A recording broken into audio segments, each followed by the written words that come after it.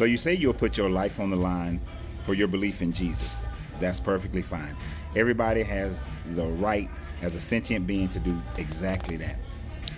But to say that there is proof and evidence of Jesus, and you specifically cite the new tunnels that they have found beneath the city of Jerusalem, that, sir, does not equate proof of Jesus. For those who don't know, they recently found some tunnels underneath the city of Jerusalem, especially around the Wailing Wall, that will show the evidence that some of the priests that were mentioned in the Bible, they may have existed.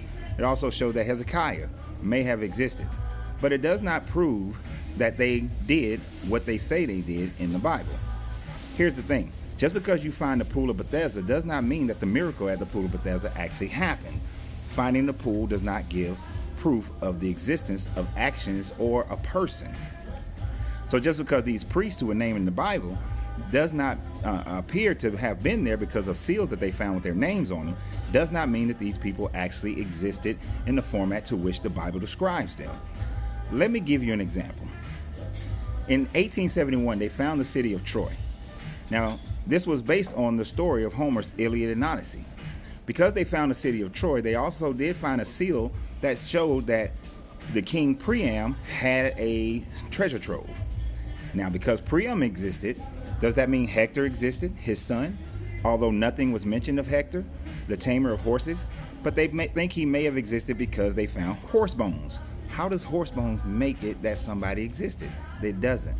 But if you accept the fact that they found tunnels as proof of Jesus, then you would have to accept that since they found the city of Troy, and based on the Iliad and the Odyssey, that not only did Hector exist, but Achilles existed. And if you accept that Achilles existed in the story that he is portrayed in the Iliad and the Odyssey, then you would have to believe that he was a demigod, that he was impenetrable except for his heel.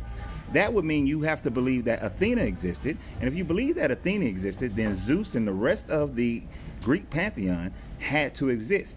Now, you can't say that they don't exist because they're just a myth, but you're basing your evidence in the same way that we can prove that Achilles, Athena, Zeus, Hercules, and Hades, and all of them also existed.